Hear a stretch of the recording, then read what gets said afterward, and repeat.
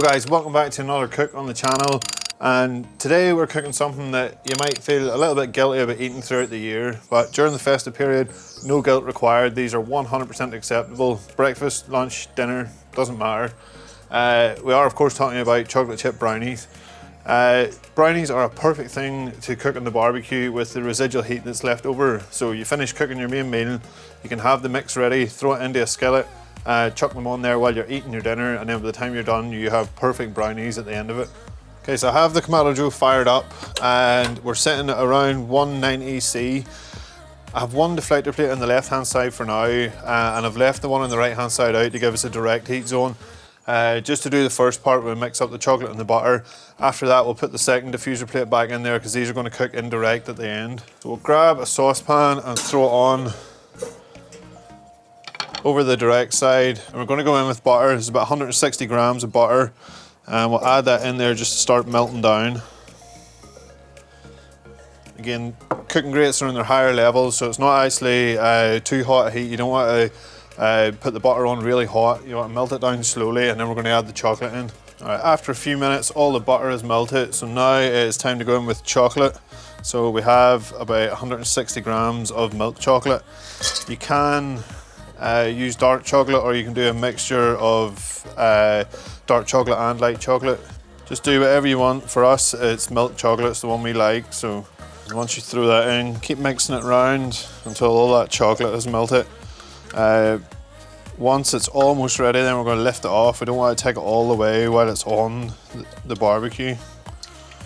Just keep it moving around. You don't want to leave it in there to start bubbling. Once we get to this point where there's very few chunks left in it, just the tiniest little bit, there should be enough residual heat in there to melt it down the rest of the way, so we can lift that off. Alright, now that's off, we are done with our direct cooking, so we can go ahead and throw down the other deflector plate in there. Put our cooking grate back into place and then close the lid down just to let that temperature regulate again. Okay, our chocolate and egg mix is ready. Next part is going to get a bit noisy, so I won't do it live on camera, but we have 3 eggs in this bowl in the mixer here. We're going to do that with the whisk until they're sort of frothy and light. Then we're going to start adding in the sugar.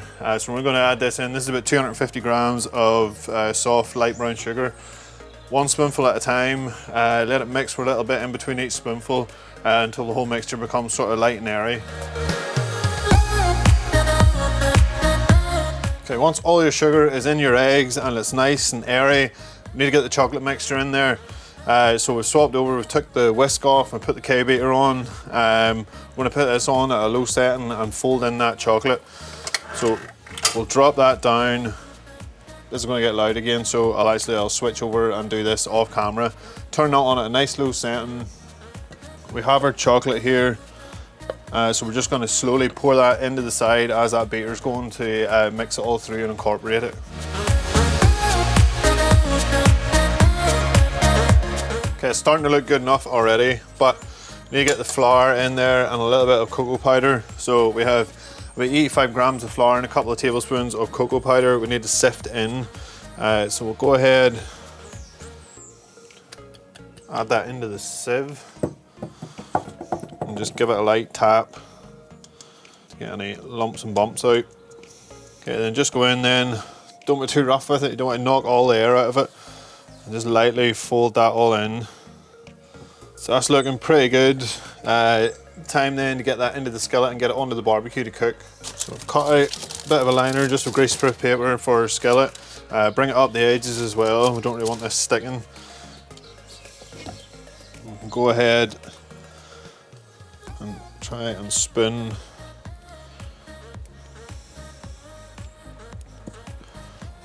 our mixture into the skillet.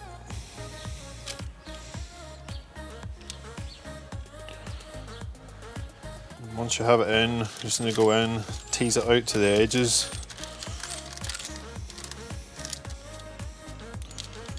Try and make sure it's relatively even, but you don't need to be too fussy. It'll kind of level itself out while it's cooking anyway. Okay, so on the barbecue, I'm going to set a tray on to act as a little bit of extra diffusion. Set our skillet on with our brownies in it and close the lid down. Temperature is sitting at around 190 or so. So we're going to come back and check these maybe in our 10 minutes, 15 minutes, just to see how they're getting on.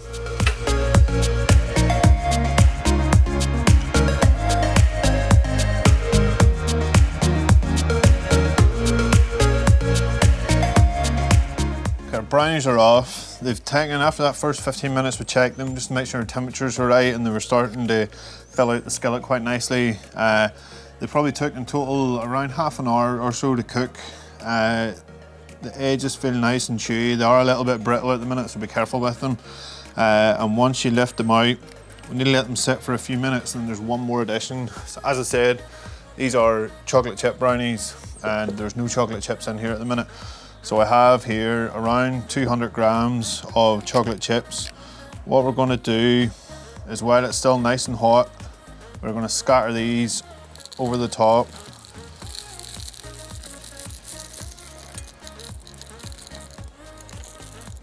Make sure they cover everywhere. You need to jump in with your hands and just scatter them out to make sure they cover the entire brownie. As it's still so warm, those are going to kind of melt down into it and form a little bit of a crust on top of it. Again, the skillet's quite hot, so they are going to continue to stay nice and warm. We're going to leave these for a little while just to let those chocolate chips melt down inside and let them set up properly. Then it's time to cut one open and see what they're like.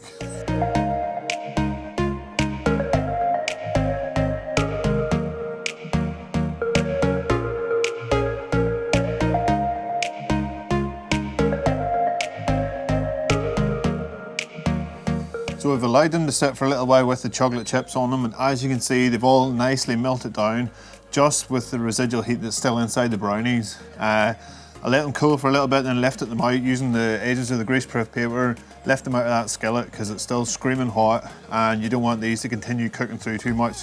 So after 2 or 3 minutes of sitting cooling down with the chocolate chips on them, lift them out onto a cotton board and try and get that greaseproof paper off them. Now at the moment, the chocolate chips on top are still soft, which is awesome. However, see, whenever these cool down completely, those chocolate chips kind of harden up again and give it kind of that outer shell of chocolate.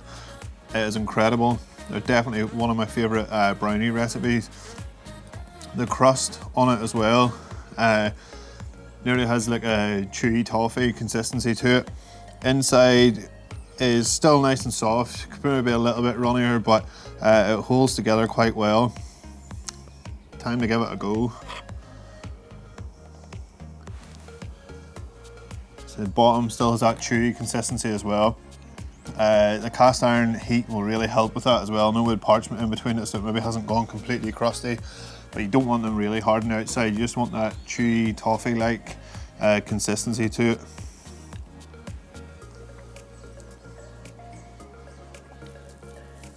Oh man, easily one of the easiest things you can make, and one of my favourites as well. So we're actually having movie night with the girls, so I'm going to go in and dish these out, get a bit of ice cream onto them and eat them, probably all of them. If you want to give them a try, recipe will be in the description box. If you like this video, please give it a thumbs up. If you haven't already, subscribe to the channel, and I'll see you guys in the next video.